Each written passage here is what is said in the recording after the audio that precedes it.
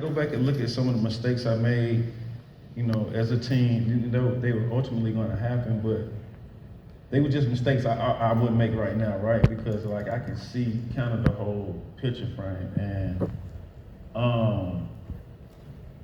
I had a little past of just kind of getting in trouble, but I'm not a troublemaker. I made A's and B's in school. I never made a C until I got to college. I tell this story all the time.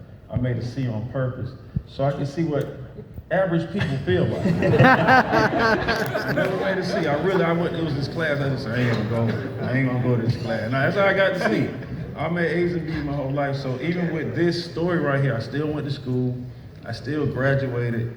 I mean, actively in high school, 11th to 12th grade year, this was going on in my household. And people, I don't know if people knew it or not, because some of my friends are still my friends from then. And so that's where the embarrassment comes from. And some of my relatives obviously are still my relatives from then. And so my high school had this thing where I would, you know, I obviously smile on the outside, but I was dealing with some, you know, pain on the inside, which I'm sure a lot of people, you know, do to mask what's going on.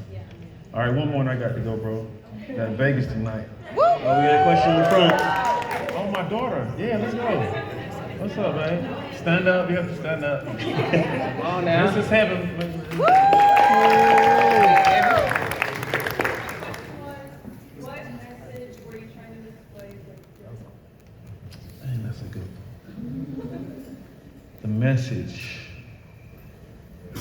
I think the message is that it's a better day. It's a brighter day. It's because we're looking at the result as far as me telling my story, but I think there's a few lessons in there about not judging people, you know, not judging people,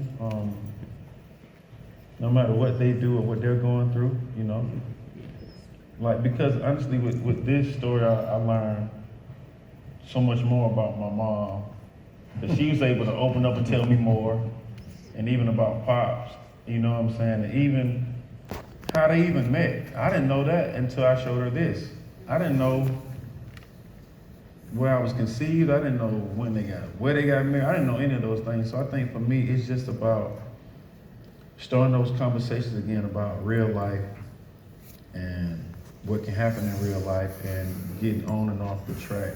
I don't have you gotta help me out, maybe chat GBT later on, we're gonna get it done, but I don't have a straight phrase for what I was trying to get across. It's just, for me, it was just me unpacking a lot of stuff and getting some weight off my shoulders. And I've done 8 or 9 albums, so it wasn't like I was trying to prove that I can, you know, do music or out-rap anybody. This was more of me telling my story and connecting with people who I never seen before, who went through similar instances, and it kind of always lingering in the background, but, you know, moving forward. And being able to tell your story and like, look at me now type stuff. That's what it is. And sharing that story with your kids too. Yeah, I tell them too much probably. I tell them everything. Look at that. All right, everyone, give it up for Chainz. Give it up for Omar, the team Boston, Pittsburgh, man. More Red Clay coming soon. Red Clay coming soon.